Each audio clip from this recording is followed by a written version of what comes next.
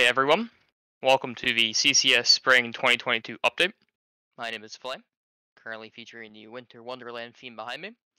And the point of this stream is more or less to basically explain kind of what's going on with the CCS, our plans, what we want to do, and just answer any of the questions given by the forums themselves. So as you can see here, we're going to start off with basically an overview of what CCS is, why you should consider it, kind of going on in the league scene. We'll then go over some rulebook changes, and then go over some main league management stuff, finally talk about the staff department, and do the FAQs in the end. So first thing, why the CCS? So first let me just mention how the current plat low diamond scene is right now in LOL, and kind of transition that into what a generic league is, and where CCS sits in that. So right now, there are about 20 leagues that provide a place for plat players to play. From those leagues, about 15 of them are, as I call them, app-based non-point leagues that cap out low diamond elo. Basically, these are leagues in which you have to be a certain elo restriction to play. Some leagues do a point-based system, so you could technically have players higher than diamond. It's just that you have to have an average elo within the points. Not counting those leagues. Currently, as many people can tell you, there's a pretty big saturation in the amateur league space. And most of these leagues have very similar rules. Specifically, they are Plat 1 99 LP cap rules, with one D4 99 LP exception. Format, price pool, and entry fee does vary. But in general, these are pretty broad statistics based on last season and current season of many of these tournament splits. So right now, most Plus leagues charge about $40 in their app fee without deposit. So that basically excludes anything you've received in NFF deposit in the M. And if we exclude free leagues from this, it's about $50. On average, the price was about $550, and again, if we exclude leagues without a price, well, it's at $640. So in general, most people who play in Plat right now are expected to pay about $50 and get a price of around $640. That's kind of general average, more so. And there are some leagues that have like a $1,400 price pool, some have zero, but again, we're trying to get like a general consistent basis. From those 15 tournaments I've mentioned, 5 of them are Thursday-based leagues. On top of my head, that is us, Legends, Aegis, Sunfire Series, and Lotus Nexus are the current 5 Thursday Plat leagues. And I believe all of them have the exact same rules except for Legends, which actually allows all D4 to play. The rest of them are like the Plat 1 99 LP D1 capped. The generic league right now at the moment, and I'll just kind of give like summarize most of the well-known or popular leagues, is they tend to be tourneys of about 16 to 24 teams, a fairly large prize pool. They stream about 1 time a week. They host multiple yield tournaments, and most focus on their production quality with little attention to other content. And mainly, most of the teams do not get streamed, and most of them are best of 3 regular seasons with best of 5 playoffs. This is pretty generic. Most of the bigger tournaments, they have a gold league, a plat league, a diamond league, like usually like a high diamond master league, and some of them have an uncapped league, but that's becoming less and less common now with the new amateur RI changes, which is pretty relevant for this actual conversation. But if you want to talk about it, I can talk about it later on in a more personal level. But in general, that's how most leagues do it. So because of that, which I'll go over in some of the issues that a lot of these leagues have, you tend to see the following: little content, lack of streaming for everyone. Many teams feel that TOs do not care about their team, inconsistent rulings, and over moderation. Some of these are specific to certain leagues, some of them are just like general formatting things. The main one, the little content one, is really just like a staffing thing, and a lot of leagues struggle.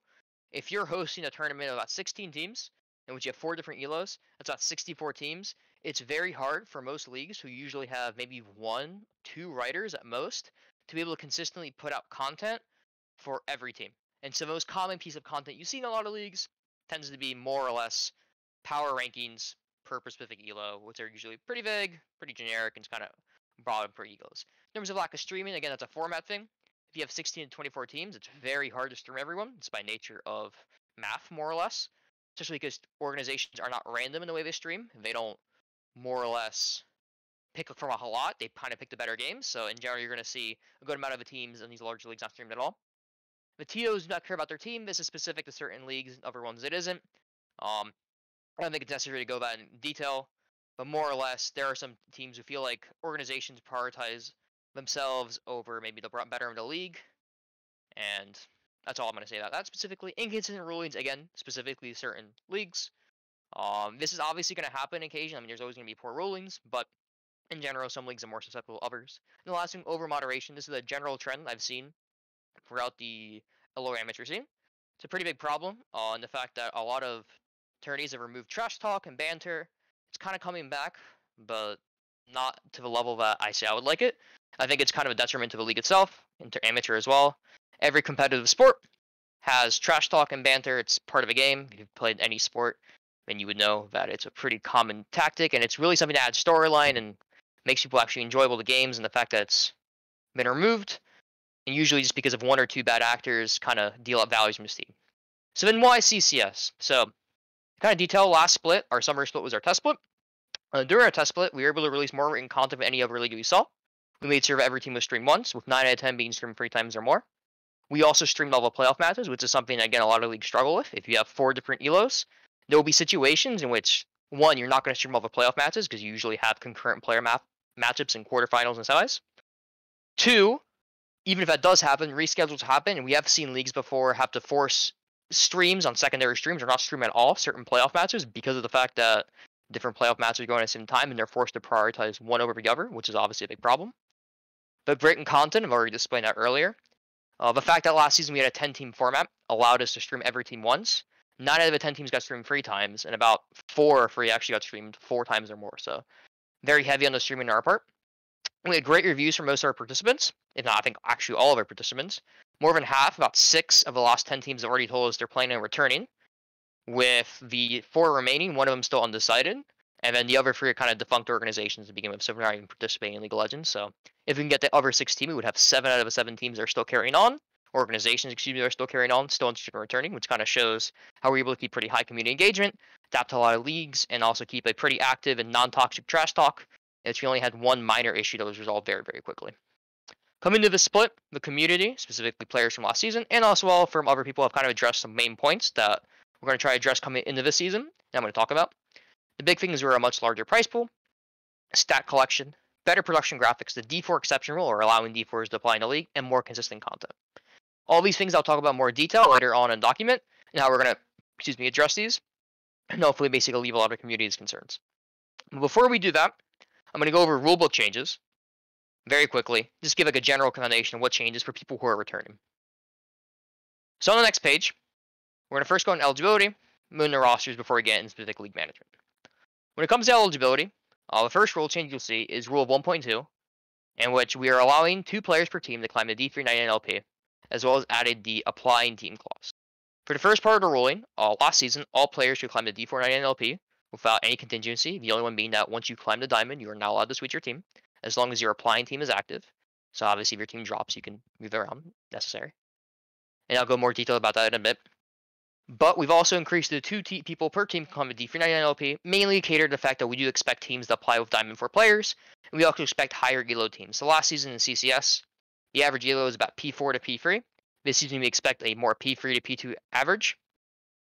So because of that factor, we think it's probably more appropriate that more and more players are going to be climbing. Specifically last season, we only had about 1 player actually climb to D4 during the season. A lot of players ended up climbing after, I believe 4 or 5, and that should make sense. Our season ended about end of September. The league season ends around mid-November, so a lot of people do their late-term climbing around late October when they kind of really grind it out and try to push games. For 1.3 rule change, it's completely updated. This is a bit discretionary, so it may change the numbers, but overall, the theme is the same, which is that we acknowledge that Riot is starting its rank season on the 7th, if I recall, which is a lot sooner than it normally does. And so we kind of have 3 requirements for players when they apply next season. They have to have 25 solo queue games at least. They either have 50 solo queue games for season 12, 100 solo queue games season 11, and 125 games of solo queue between season 11 and 12. One of those 3 conditions plus the 25 games. To answer your question, Puff Zone, it was Philly B. He climbed to D4 during the playoffs. I think it was quarterfinals. He had D4, and then he finished D4. I think last split totally, or last season, I should say. These are updated, but they use our metric for ranked, which is specifically the fact that we average about 5 ranked solo queue games a week is kind of like our metric, per se. The Elise game may be 20. Really, we're not super worried about the little amount of games you play in the beginning of next season. We're really worried about last season because it's very difficult to get a barrier of how good someone is or what level they are with 20 to 25 games. But we also acknowledge that our split will probably start on February 10th, and if the season starts on January 7th, 1 month is very little time to get someone to play like 100 games plus, which is usually like meaningful rank. So because of that, obviously we're really looking more to last season. But these numbers are a bit flexible, but be contingent that, at least for now, these are kind of current numbers. For 1.4, This is a total number rule change, not a difference. So last season, if you recall from CCS, we required that a player, on average, have about 5 games a week, total 5 games a week for playoffs. What this really means is not an additional, but a add-on. So, for example, the way this rule would work, if you have 25 solo queue games to play in CCS, and we have 9 weeks of regular season, well, 9 times 5 is 45, plus 25 is 70. And so really what that means is by start of playoffs, you have to have 70 games. Some of the players from last season, when it was in the summer, were more or less very solo queue intensive, and so they already had their playoff games in the beginning of the split. Some people had to be a little more nudged along. So this is not an additional requirement or like a total number you have to hit, and we will remind you around week 5 when these numbers come in. For our new rules, first rule is 1.12. You guys probably already know, the D4 import rule. This exception basically allows a team to apply with one D4 player. The way you should think about this rule, because I know we'll have a question, is it does not mean you can only have one D4 player at one time. This just means you can only apply / add one D4 player at a time in your roster. So the way to think about this is, think of a player who entered the CCS Plat, then who hits Diamond, like an NA resident. So like example would be like Bjergsen, right? He entered as an E import, now he's an NA resident. So when he's on the team right now, he's not considered as an import. Think of a person you apply or add as a D4 import, like someone who you just brought in to the actual scene. So in theory, a team could theoretically have all 5 Diamond 4 players, with let's say they come in with 4 Plat players and they play with a Diamond 4, and the 4 Plat players climb the D4, then they would have a 4-man Demon 4 team. Last season, though, as I stated, very few people actually climbed the D4, and we expect, in general, it wouldn't be as many players as you kind of would expect. But just to be clear, the D4 import rule just basically states that your roster at one point, at any time, can only have one player who was D4 last season or the current season be an addition. Another new rule, which is specifically for the preseason, which makes sense because we didn't have a preseason last season, we in the summer, is players cannot climb higher than D3 during the preseason. This is determined by the fact that you can only climb as high as D3 in the CCS in general. The next thing, and the last new rule before you finish the rules in general, is the app fee. Quickly explain this and kind of like our overall philosophy. The app fee for next season in general is about $50. This is on the basis of the fact that the average app fee right now in total league is $40. And really that's what you'd be paying, because the breakup of the $50 app fee is the following. The $50 app fee, about $35 will be used to fund the prize pool, $5 is for operations, and $10 is deposit. And deposit is returned to the applying team's captain if you don't FF more than 2 games, are caught breaking any competitive rules, or drop from the league. Pretty simple stuff. If you want to do exact math, that basically means that to play in the CCS, it's $10 per starting player with $2 rebate substitute conditions, which are pretty easy to meet in my opinion. So really, it's an $8 entry fee per person in terms of starting players, because the 5 substitute spots and the coaching spot are technically free. I will go more in detail about the app fee and kind of how we may slightly change it later on in the actual video. In terms of rosters, only 2 rule changes. 2.3, we used to have a rule last season was you can only join up to 3 teams max. Now, if you join a third team, you have to do it by appeal. This rule is mainly done to kind of benefit orgs. In general, if a player has joined 3 teams, it's a strong indication that player has major team-related issues. Unlike in the professional sports scene, it's a lot harder to get information about how players behave, because the fact that things are just a lot less information, because the amateur scene broad, you can have a player who's very toxic on one team and very easily join another team, and it's really hard for people to find out. Usually don't get that kind of information until you get really high up in the elo scene when there's less players, and so word spread out quicker. Last season, we only actually had 2 players who even switched teams, period. It was Yoma, which was the CE sub, the collective effort sub, became the starting support for Lost Chapter, and Spencer, who was the Arcanist AD carry, who became the coin flip AD carry at the end of the season. So we don't expect us to change many rules or many players. It's really more of a precautionary thing that we kind of keep going, because we want to make it more and more limited in terms of preventing too many roster changes, which is kind of why we have other rules as well, like the cooldown period, or be only 2 additionals per week. The last rule change is 2.7, which is something that's kind of addressed in the community. A lot of people complaining about the severity of the E-sub penalties. Well, we're still pretty strongly in favor of E-sub penalties, because we think more or less what it does is it doesn't punish teams for another team's problem per se. We do acknowledge that things can happen, which is why we've reduced the amount of bans you lose for 1 E-sub from 3 bans to 2 bans. Again, we understand it's still a little harsher in other leagues, but it's more in line with some of the more traditionally stronger leagues in terms of, I guess, E-sub penalties. And the main reason for it, as I've explained, is that when you use an ESUB or when ESUB penalties are light, teams use that as strategy. So a great example would be if, let's say, you only lose one ESUB per ban, or you lose one ban per ESUB. Then a lot of times it's advantageous to not tell a team a substitute until the very last minute, because you get the element of surprise, especially if they play completely different champions than the player you're originally going to play, and teams can't scout them because it's obviously an ESUB. So you have to remember why ESUBs allow people to be able to play games during emergencies. It also hurts the other teams by reducing their scouting, inconveniencing them, and also putting them at a playing field. So besides that, that's just a rule change at the moment. We will now go into league management, and we'll a little more detail what's going on there. And this is kind of a section we'll probably spend most of our time on until we get to the staff departments and then FAQs. And if you have any questions in chat, please feel free. I am reading the chat, so not a problem. So league management, general information. Projected apps to come out on January 20th. Projected start date is February 10th. You guys already know the ELO, P1, 99 LP cap with a D1 exception, or D4 exception, excuse me, one D4 exception. First is at 8 p.m. At fee $50 right now, with 35 going to prize pool, 5 staff and 10 deposit. Prize pool at the moment is a $200 base plus $35 per applying team. That's an estimate of 550, around 700, with 80% going to first, 20% going to second. I'll go more in detail about prize pools later on in this document, how that would actually shape out depending on the number of teams we accept. And finally, the structure, pretty common in most leagues at this point. Best of 3 regular season, best of 5 playoffs. That's a pretty common standard right now. I know some leagues do best of 1, some even do best of 3 playoffs sometimes. We're going to keep it pretty consistent with most of the leagues. Quickly go into projects. These are things you can find in the project tab in CCS. Pretty simple. One, website that we're currently still working on. Hopefully will be released. This is something I think that we are very excited to basically get out. Currently, it's in a working order, just to be finished up. It'll be a lot easier for teams to be able to look at our information on the website. And I think it is a more convenient prospect. And looking at the other websites most leagues have, I think we would definitely have one of a more, I guess, attractive looking and accessible one. So it'll be very useful. Stat tracking, something that we very much plan to have by the beginning of the split. I know players have been asked for it. We haven't exactly figured out how we want to do the stat tracking, but I think we have a couple ideas that we're going to get to. And finally, Steam graphics overhaul. We're working on that at the moment. Trying to change the entire stream graphics and make them look more plausible for the viewer and also the spectator itself. Now to go over the actual format to how a league would look like. So really, there's about 3 main format plans that you would expect CCS Next Split to employ. Mainly they're just the 10-team, 12-team, and 14 teams format. And in those formats, there'll be a little bit of a variety and difference. So the 10-team format is a format that more of the OG, I guess, CCS players are more used to. It's the same format from last splits. Very simple. Top 6 make playoffs. First place gets the choice of the quarterfinals winners. Second place goes in the bye.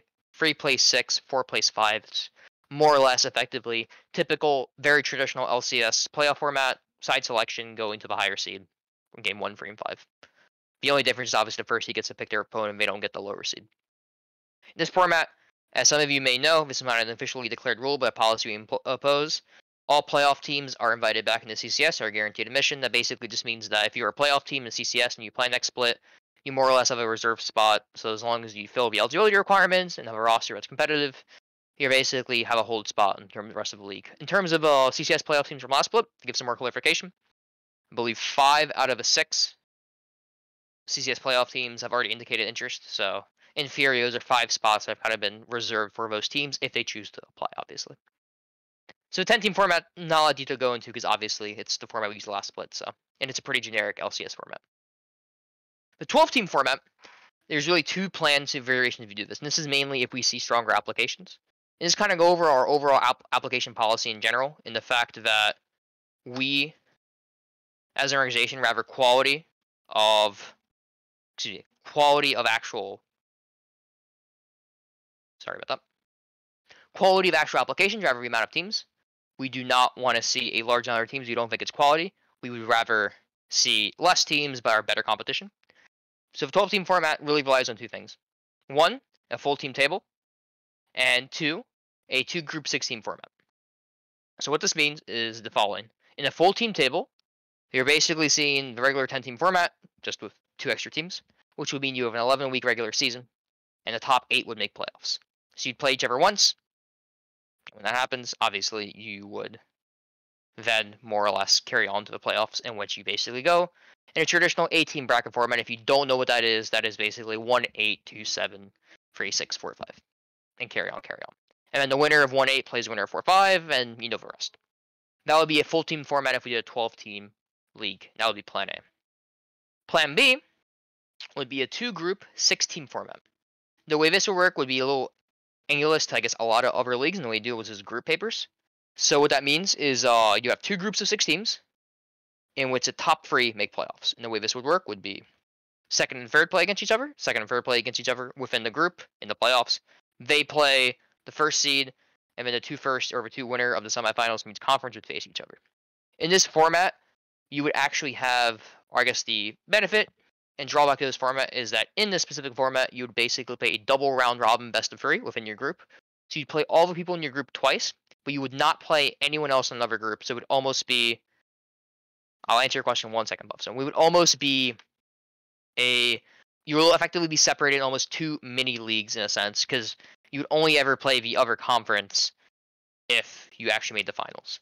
Now there is also another format which you basically have a conference and a non-conference schedule, and that's more on the 14 team format I'll explain. But more or less, this is kind of the 2-team, 6-group format. Now, answer Puffson's question: how would you determine pools with Plan B? It's a great question. So effectively, what would happen is obviously if you do a completely randomized formula, there's a pretty decent enough chance that you could really have a really stacked group and a not stacked group. And so what we essentially would do was you do a random draw, which actually some leagues do employ. We'd basically pool the teams in probably 3 pools or 4 pools. With 12 teams, it'd probably be 3 pools of 4. A pool 1, pool 2, pool 3, and pool 4. Now it'd be based on past competitive record, strength of team submitted, strength of organization, not requirements that we kind of divvy up to kind of make sure that would be a more fair group standings per se. That's probably what we would do. That'd probably be the easiest, fairest way to do it, because if you do a completely random draw of all 12 teams in 2 groups, there's a higher chance you get an improbable group, which one is significantly better than the other, than vice versa. But most likely with a 12-team format, we'd probably do Plan A, only because we think the extra 2 weeks of regular season are fine, and it feels a lot more fair if you play everyone once than playing basically draw of a lot, depending where you are. That moves into our 14-team format. The 14-team format would be really only employed if we saw a pretty high amount of applications, and is effectively, because when you get to 14 teams, as you guys probably can figure out, the tournament gets really long if you do 1 full bracket. So that would obviously be 13 weeks of regular season, which is quite long, including playoffs. And so it'd be a 2-group, 7-team league. So we would use pools for this one. However, the way this would work, it would be a 9-week regular season, because you just have a single round robin, 6 group games, and you play 3 non-conference games. If you're familiar how this would work, pretty standard. You play 3 conference games in the beginning, then you play against 3 non-conference opponents in the middle. So I guess week 4 and 6, and in week 7, 8, 9, you play your other 3 conference opponents. This would also create a new group tiebreaker, i.e. your conference tiebreaker. We would try to, again, pull out 1, 2, 3 pools, not just for dividing up the tournaments, but also ensuring that the non-conference games you get are fair. But this would also be a more popular format. I would say, like, in terms of the formats we have right now, it's more likely you would do like a 2-group 7-team thing for 14 teams and do the 2 groups for 6 teams, only because the projected format for the 2-group 6-team format is more within your conference, which we feel like would be a little awkward, especially if the draw does not work in a way that would be advantageous. But if we saw a 14-group format, it would be 2 groups like this. And the way playoffs would work, pretty traditional bracket again. View this kind of like how the NBA would function, the fact you have the first, I guess the NBA without 8 seeds though. You would have the first against the 4th seed, the 2nd and the 3rd seed, and then vice versa. Then you have a conference, and eventually the 2 conference winners would meet up in the finals. Obviously, in this format, you do play against the other group, specifically 3 games, so you get a little bit of experience with the other group. So it's not completely as separated as the first format. But more or less, I think we've kind of have consistency, which I'll talk about in the other format section right here. To add these we have additional formats planned out, but I'm not going to cover super in detail them, mainly because these other formats rely on an overwhelming expected applications. We project about 20 to 25 applications this year in the CCS, which is pretty reasonable. I think we got about, top of my head, 13 to 15 last play or something like that. So, expecting 20 to 25, especially based on our initial interest form, which I didn't push super hard on compared to, I guess, last split. Our initial interest form, we were able to get about 15 apps within like 48 hours, or 15 interested party 48 hours. So Definitely going to expect more applications than last season. But we have some core goals as a tourney, which is why we are limiting ourselves to only a 14-team format, not anything higher. So first, we want a reasonable amount of time for a tournament to be completed. 12 to 14 weeks roughly, with playoffs included. You don't want a super long tourney. Those are really, really, really boring. And for teams, especially who are not doing poorly excuse me, feels like a drag that will never, never end. It almost feels like you're not even having fun anymore. 2, we want to produce content for our teams and make them feel valued. Obviously, the more teams you have, the harder it is to make each one valued because the less content you can specifically have and the less streaming. Which leads to my third point. We want to stream all the teams multiple times a split. That's actually pretty fairly easy to do when we had a 10-team format and also with a 12-team format. But once you get to even 14 and higher, it becomes a little challenging to actually get everyone streamed multiple twice. Now, obviously, if we had a 14-team format, we still get everyone streamed once. Pretty confident about that. But we want to ensure we had last season, we had 9 out of 10 teams streamed 3 times. That was a great thing. We were very proud of that. We were happy the teams got on air and actually got to see other teams play. It makes the games better too because you can actually watch your competition. That's something we want to keep going. 4, we want the teams to feel that the champion of CCS is one of the best teams. Again, we want people to be able to play as many as possible, which is why I'm a little hesitant on doing the specific group formats, only because we want everyone to play each other, so it feels like, hey, you got to face all the competition. And 5, we want all players to feel that they have a fair shot to win the CCS. So as I've said before, as tournaments grow, these goals are harder to achieve. So if you think about tournaments that you personally know are 20 to 24 teams, none of them, to my knowledge, stream all the teams. None of them, to my knowledge, stream all the teams multiple times, especially. Most of them do not produce consistent content, and it makes sense, right? Because if you're running 4 elos in your bracket and they're all 24 teams, if you're running 4 teams of 24, 4 leagues of 24 teams, what's 96 teams off the top of my head? That's a lot. I mean, you're not going to be able to stream, even if you're streaming 4 times a week, you're not going to be able to stream most of those teams. You're not going to give them content, and it's just really, really hard to give them any focus. And so we want to keep it smaller, not only for the fact that it's easier to give content, but also because I think people prefer to have, let's say, 10 good teams and have, let's say, 10 good teams, 6 to 8 mediocre teams and 6 to 8 bad teams, right? It's better to have like really strong competition. Makes people feel a lot better about the league they play. Excuse me. So then we will go on what happens if we do get a mass amount of applications, because obviously we have to plan. Who knows what can happen? We could get 30 plus applications. If that happens, we do have some things planned out for us. 3 specific systems actually planned out if this happens. I'm not going to detail this because these are all like break glass in case of emergency. And you don't really talk about your emergency operations until you need them, and when you do, then you announce them. But more so, this would be, again, a break for emergency situation. So the first one, this is kind of the obvious one, is expand to 16 teams. The reason we say this is kind of the obvious one, because we could probably still achieve some of our goals, or most of our goals, if we had 16 teams. It's not improbable. It just makes it a lot harder, and we probably have to invest more into our production staff and invest more into content to kind of beef up those staff numbers so we can get the same quality out. 16 teams would be like the easiest thing, right? Because you just do 2 groups of 8. You do 7. You play each other 7 times. You do 2 non-conference games, and it's like more or less like the 14 team. It's basically the 14 team format, but you just play 1 less conference game. That's effectively what happens, which is pretty easy, quick fix. Allows you to accept more teams. The next 2 ideas are a little more radical. These are things that have been used or currently used by other leagues. Something I want to address, just so you know, these are options for us. And if these were employed, we would immediately tell people ASAP. So you'd probably know if we all of a sudden release applications and get, let's say, 20 apps within like 1 day of applying, we'd probably immediately like hit the red button, like, okay, hey, these are probably going to be used. The first one's a qualifying tourney. So this would be used for some of the spots.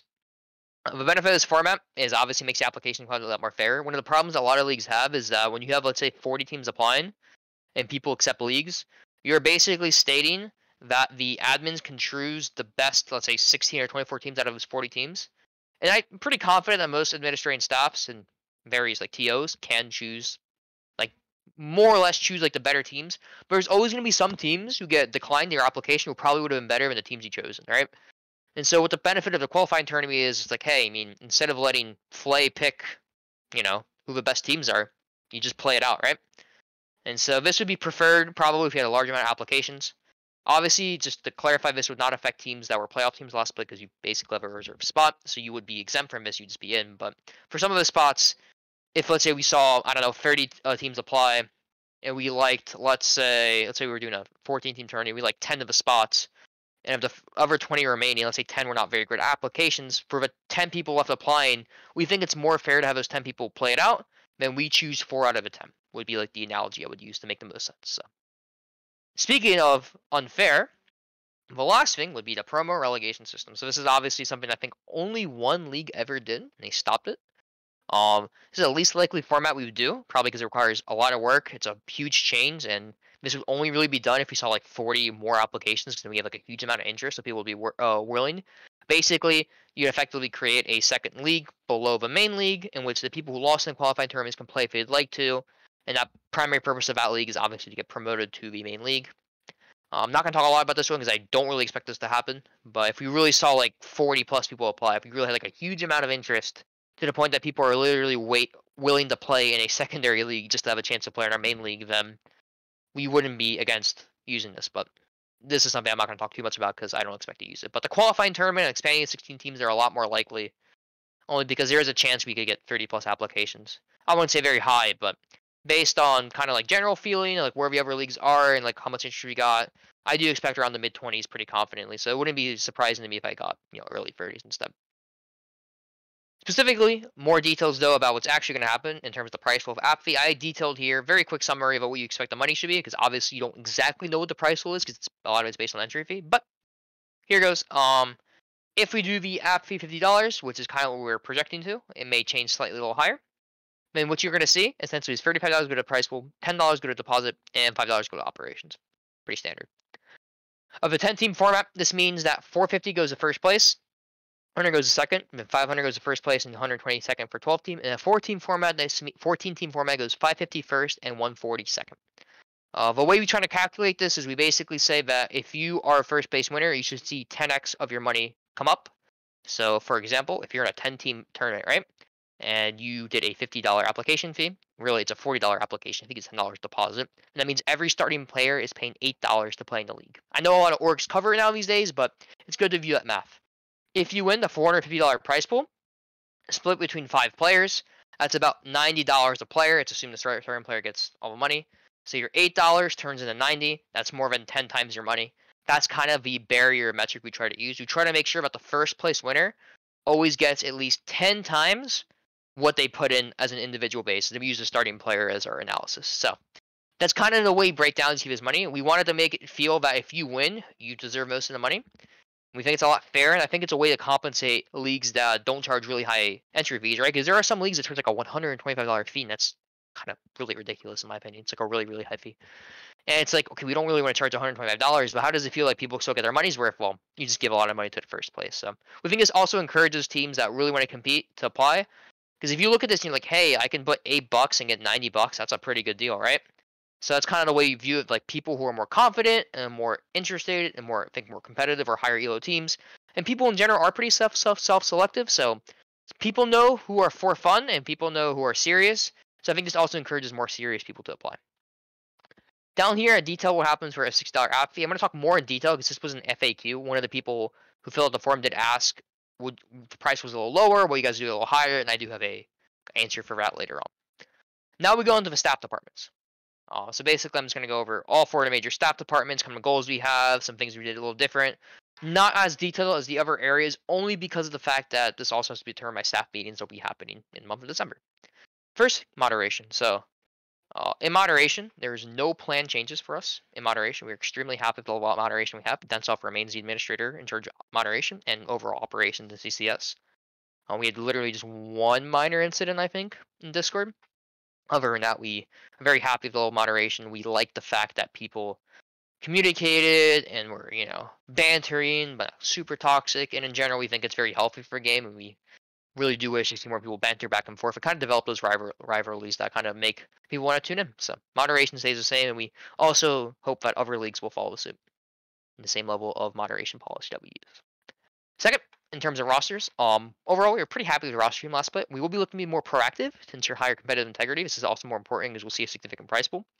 Last season the price pool was very small because obviously it was a free league. It was kind of like a try if you want it.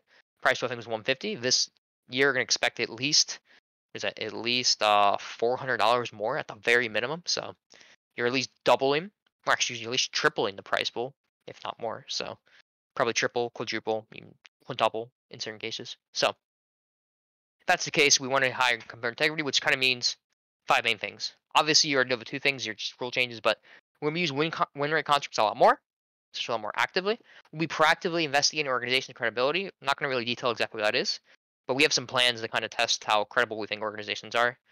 And we already did this in the last split, but we're going to keep doing this. Continue to work with other league staff and proactively combat smurfing and eliciting around the league. We think in general the league system is a lot better when people work together, and more or less that requires people from different staffs who trust each other and share information. Going to production now. Production definitely was our weakest point last split.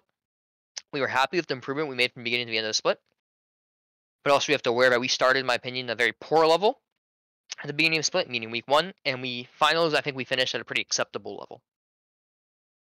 PowerPoint indeed. PowerPoint indeed. Anyway, no more PowerPoint means, thankfully, because we now have pretty solid, actually pretty decent levels of production, but we are committed to improving the production experience and made changes to address this, so there's quite a bit of changes. First, Marty is now the administrator and person in charge of production. So, if you know Marty, she was a moderator last split, so she's now in charge of production. So, first we have a new person in charge, and mainly a lot of things is that we felt the former person in charge had too much on his plate, and so we've kind of separated. So he's going to still be in charge of content, but production have his own administrator to kind of have more focus on it. And speaking of more people in charge, Elsa, which all your favorite caster, he will now be the department head for our production, so like the number 2 of production. So his hard work has also gone noticed. We think having a number 1 and a number 2 in there, and also having people who are exclusively focused on production, is going to ensure that stuff for production gets done a lot quicker, a lot faster, and that we kind of avoid the PowerPoint meetings we got from last split. 3, we are actively looking to update our stream graphics. So literally, as we speak, we are writing down things we're going to change. Hope we are very excited to see what we can do and how to make it look better. 4, post-game interviews will be happening. We'll let teams know when we plan them, so people aren't caught by surprise, but we will be doing post-game interviews now. 5, we will continue to employ the secondary stream for Tuesdays for rescheduled matches. We did a lot last split. I think we actually did 7 out of the 9 weeks of CCS last split. We streamed on Tuesday. That was a rescheduled match, so it's something that we are committed again to getting people stream. So if you reschedule your match and you let us know, we'll probably stream you. And I think we can test that, considering that we streamed finals on a different day, we streamed semis on a different day, we streamed a lot of matches not on Thursday. So we're very flexible to the community and working together.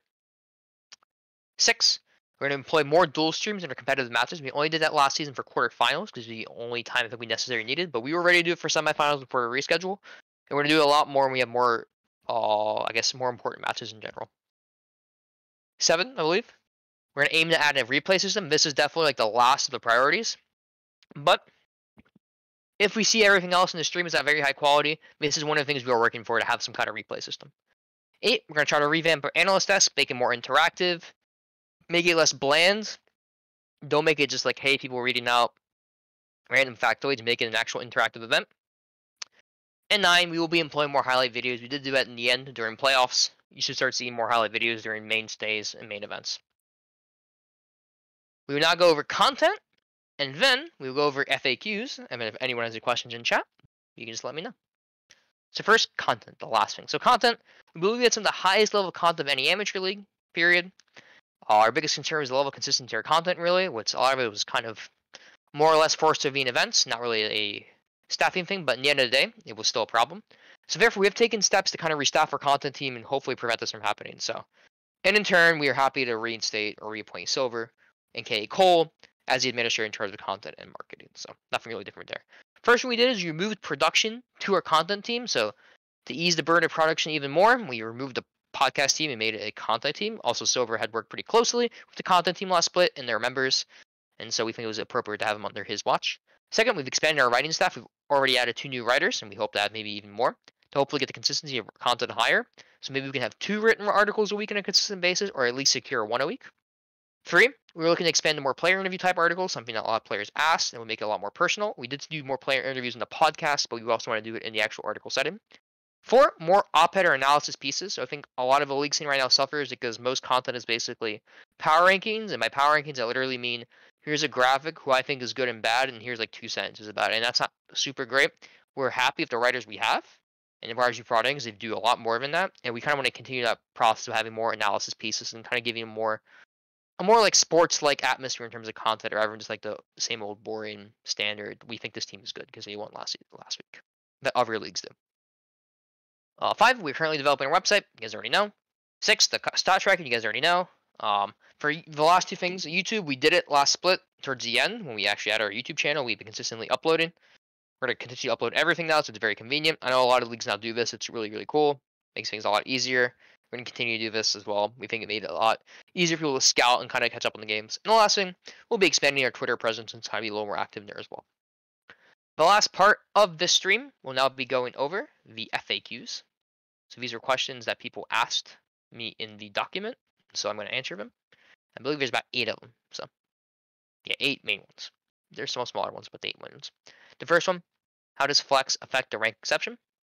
So flex is a factor in our ranked assessment. So a D4 flex player would count as an exception, which that makes sense. Nothing crazy. So if you do apply with someone who was D4 flex last season, that is your import per se.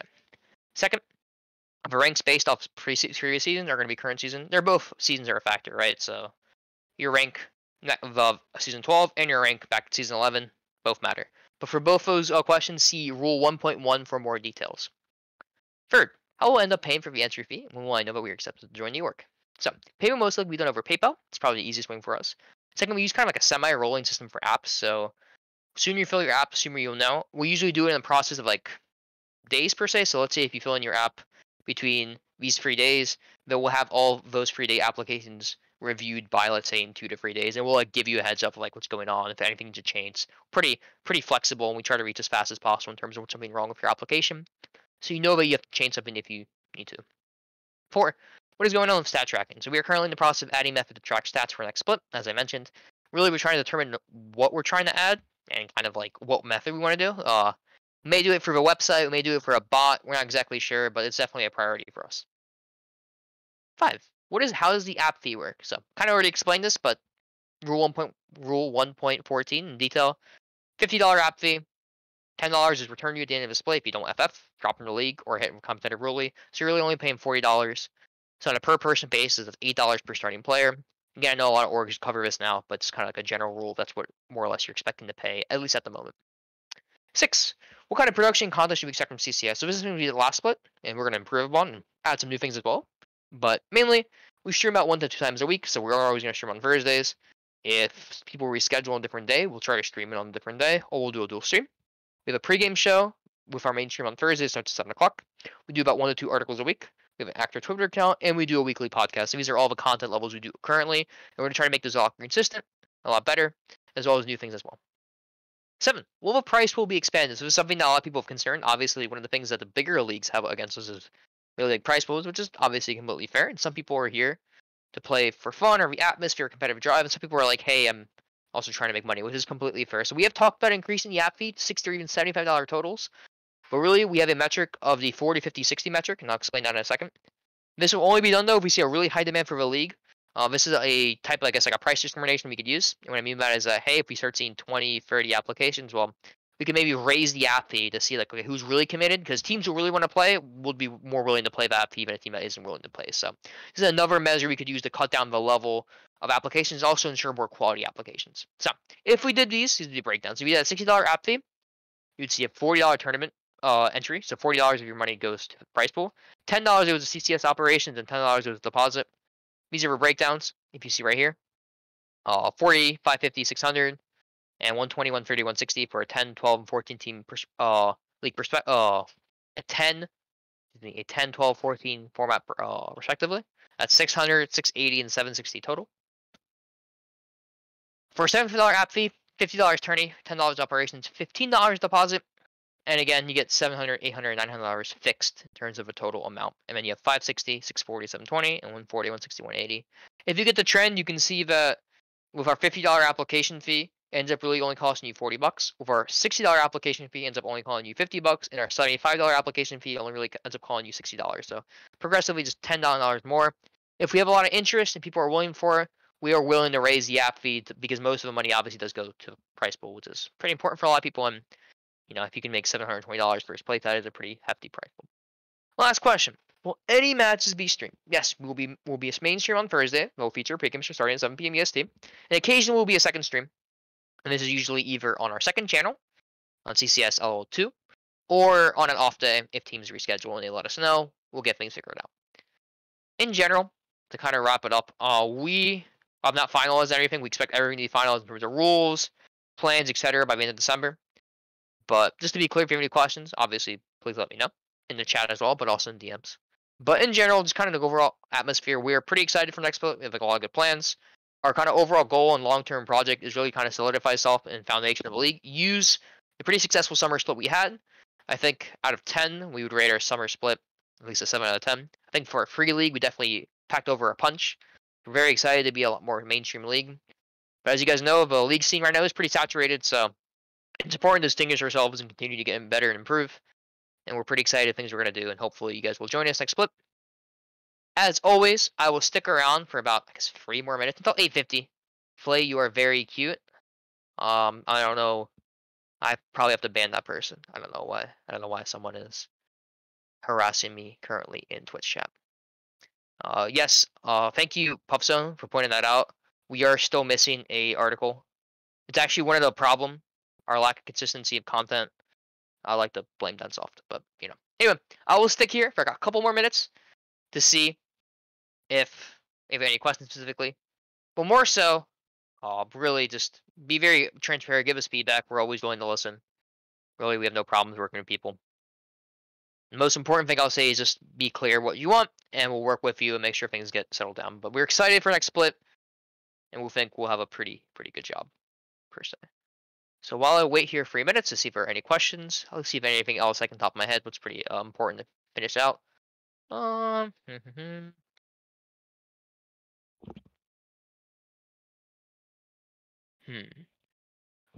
terms of things from last split, I'm trying to think that were actually like pretty important. Now we are trying to prioritize from.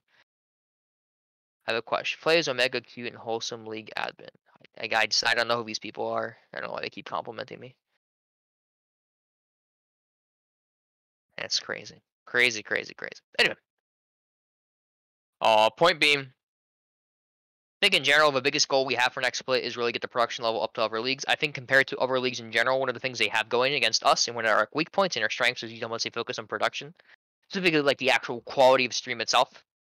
That's really something we really want to focus on because I think in terms of content, I think in terms of administration, in terms of like formatting, rules, moderation, other areas, I think we do a better job than most of the leagues currently in the scene. I think production is really our area of point of weakness, which unfortunately I think is also a point of strength for a lot of leagues, so it kind of contradicts ourselves. But our main focus for next split is really get the level of production to other leagues. Because once that happens, I truly believe there's not really major reasons to play in other leagues except for potentially price pools or just like reputation wise, but pretty confident that we'll be able to overcome that as well.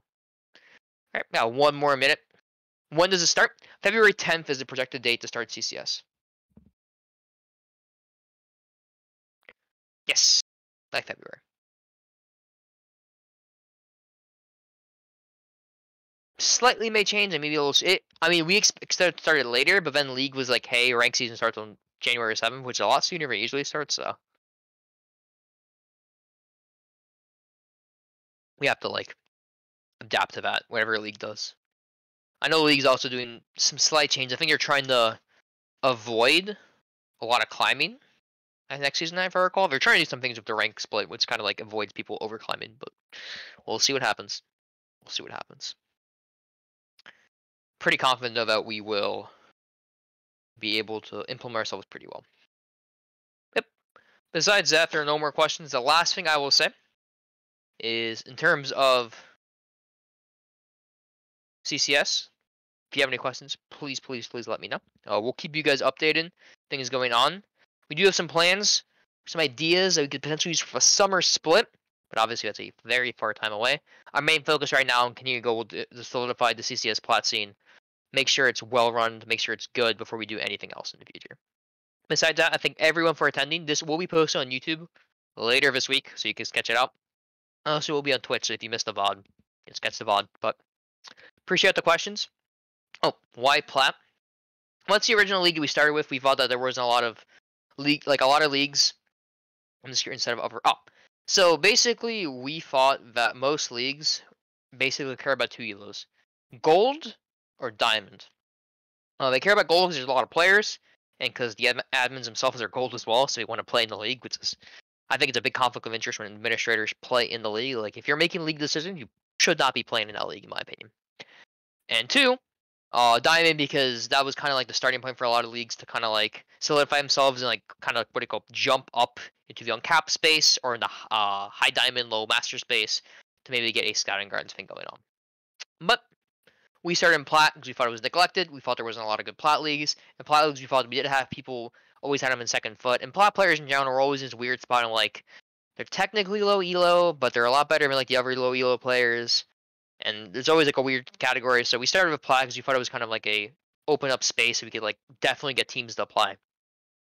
But yeah, Plat's also a good starting point to move into elo. But ever since that's happened, when we started, I think when we actually started our Plat League, to my knowledge, we were the only actual Plat League on Thursday because Legends is a D4 99 LP capped league. So technically, it's a Diamond League because you could have a full 5-man Diamond roster. That's for Diamond 4 like sign up, right? That's technically it's like a Platlow Diamond League. And then when we announced, Aegis, which is a successor of Omega, announced I think a couple weeks after, which you were like, damn. That's crazy. It's kind of like, that was like a bummer for us. Like, damn, someone else announced a couple weeks after we announced.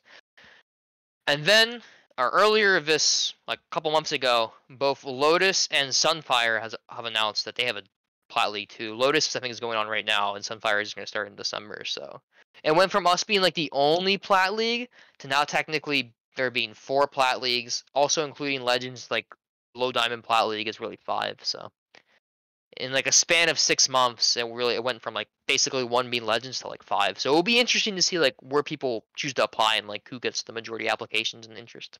But pretty confident with our product we have, and I know we'll get at least 10 really good applications and feel a good split. All right, there are no more questions. I'll give it 30 more seconds again. I mean, I'll let Ludi know we can cut off the stream. I do appreciate everyone for coming in, and hopefully we have a very productive split. All right, Ludi, you are good to go whenever you are ready. Wait. Sorry, don't end the stream. Don't end the stream. Who is not returning? Can you leak? Sure. So the team who from the top 6 playoff teams who are not returning, or actually I'll just leak everything. Just whatever. Lost Chapter as an org is defunct. They are not together. All the other playoff teams, it's not even a leak. So all the other playoff teams are planning on coming back.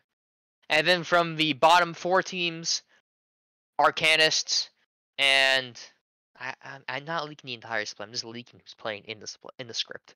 Arcanist and Coinflip Gaming. Arcanist is like on hiatus, I guess is the best way to put it. And Coinflip Gaming does not do MOBAs anymore. See, Collective is indicated they're coming back, and I don't know what the roster will be, but they're as an organization they're coming back. Everyone but Lost Chapter who made playoffs as an organization is coming back. Yes, the only weakness PGO had is gone. And then between Oblivion and Goldfish, if I recall last information, Oblivion's still on the fence. Goldfish has indicated they're coming back as well. C dropped Philly, top, and jungle? Wow, okay, I did not know that. Wow, okay, that's kind of big. Dropped the MVP? Didn't he finish Diamond 4 if I'm correct? So the MVP is a free agent? It's like Kevin Durant not having a team. Jesus Christ. Ah, okay. Okay.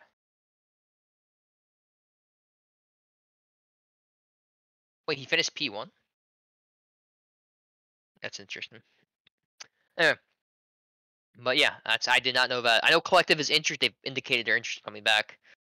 But I didn't know it was like, I thought it was going to be a similar roster. I actually thought it would be just like everyone but Philly, to be honest. But it's interesting that it looks to be everyone besides their top side of the map, basically. Interesting. We'll see how that goes. But yeah, so the CCS team's last split, you know, Arcanus is hiatus. What's the word for it? Coinflip's not in MOBAs. Lost Chapter doesn't exist. So for everyone else is planning on coming back except for Oblivion, to my knowledge, right now. So, you know, we'll see a lot of familiar faces. Hopefully, it'll be fun. All right. Besides that, no more questions. Ludi, you are free to end this whenever ready. Thanks for tuning in, everyone. I appreciate it.